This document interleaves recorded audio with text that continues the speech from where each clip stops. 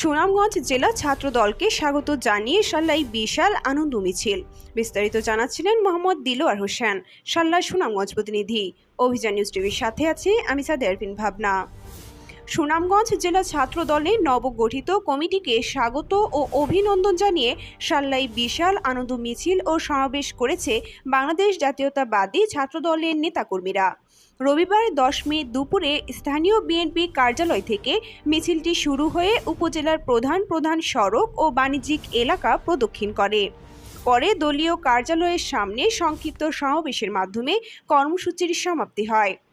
মিছিলে নেতাকর্মীরা তারেক রহমান, কেন্দ্রীয় ছাত্রদলের সভাপতি মোহাম্মদ রাকিবুল ইসলাম রাকিব এবং সাধারণ সম্পাদক নাসিরউদ্দিন নাসিরকে অভিনন্দন জানান। উপজেলা ছাত্রদলের সভাপতি পদপ্রার্থী SM শাকিল আহমেদের নেতৃত্বে মিছিলে উপস্থিত ছিলেন সিনিয়র যুগ্ম আহ্বায়ক AR আশিক, যুগ্ম আহ্বায়ক রোমান আহমেদ, কলেজ শাখা ছাত্রদলের রেজাউল করিম, মুরাদ মিয়া ও সাধারণ সম্পাদক ইয়াসিন মাহমুদ সহ উপজেলা ও কলেজ ছাত্রদলের বিভিন্ন পর্যায়ের নেতাকর্মীরা।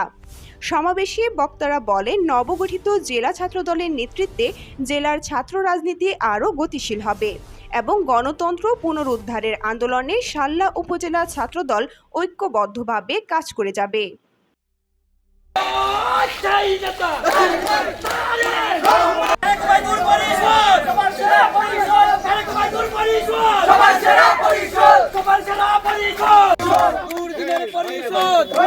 পরিষদ